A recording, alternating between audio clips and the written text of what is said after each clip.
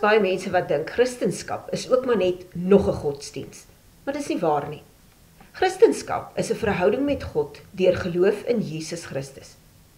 En wanneer 'n mens in 'n verhouding met iemand is, spandeer jy graag tyd saam met daardie persoon. Dis dan ook waarom ons stilte tyd hou.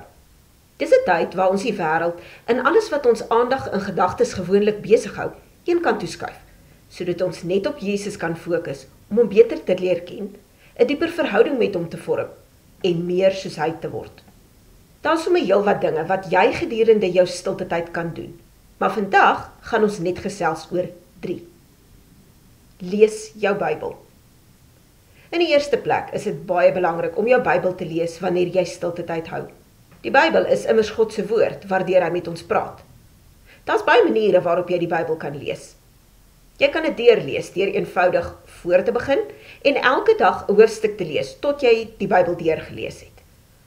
Of jy kan 'n Bybelleesplan gebruik en oor 'n spesifieke onderwerp lees. As jy 'n Bybelleesplan nodig het, kyk in die beskrywingsblok hieronder vir 'n skakel na die verskillende Bybelleesplanne op Nader en Eenvoud se blad. Om jou aandag gefokus te hou op dit wat jy lees en meer uit 'n gedeelte te kry, kan jy jouself die volgende vraag vra. Is daar iets in die teks wat ek gelees het, waarvoor ek God kan loof en prys of voor kan dankie sê? Is daar 'n voorbeeld in die teks wat ek moet volg, of dalk nie moet volg nie, of 'n opdrag wat ek moet gehoorsaam? Het die Heilige Gees die teks gebruik om my te oortuig van 'n sonde in my lewe wat ek voor God moet bely? Is daar 'n belofte in die teks wat ek moet glo en myne maak? Onthou om 'n notaboek of joernaal byderhand te hou, sodat jy kan neerskryf wat God vir jou sê en wat hy jou leer. Gebed. Tweedens is dit belangrik om tydens jou stilte tyd te bid. God het met jou gepraat deur die Bybel en nou praat jy weer met hom deur gebed. Jy kan met hom oor enigiets praat, so moenie bang wees om jou hart met hom te deel nie.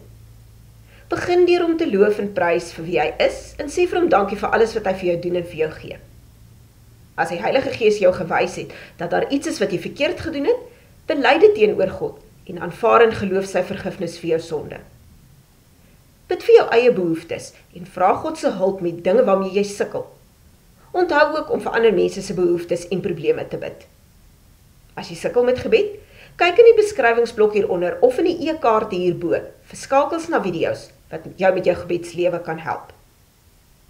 Lees uit 'n dagstukkieboek. Nog iets wat jy kan doen om jou te help om die Bybel beter te verstaan, is om 'n dagstukkieboek aan te skaf wat jy saam met jou Bybel lees.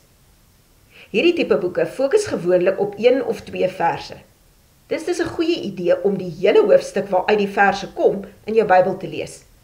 Dan het jy 'n idee van die konteks van die verse. As jy so 'n oordenkingsboek nodig het, loer gerus in die beskrywingsblok hieronder vir die skakel na ons aanlyn winkel.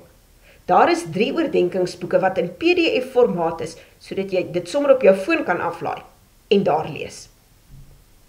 Hierdie is die basiese dinge wat jy kan doen wanneer jy stilte tyd hou. Daar is sommer nog baie ander idees, maar as jy nog nooit stilte tyd gehou het nie, is hierdie 'n goeie begin.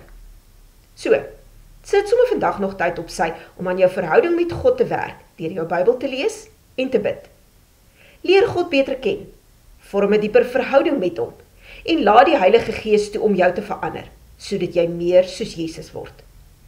Tyd saam met God is nooit gemorste tyd nie, so jy sal beslis nie spyt wees as jy begin om gereeld tyd met God te spandeer nie.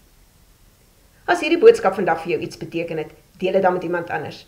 Gee dit ook 'n thumbs up hieronder en teken in op ons kanaal vir meer boodskappe.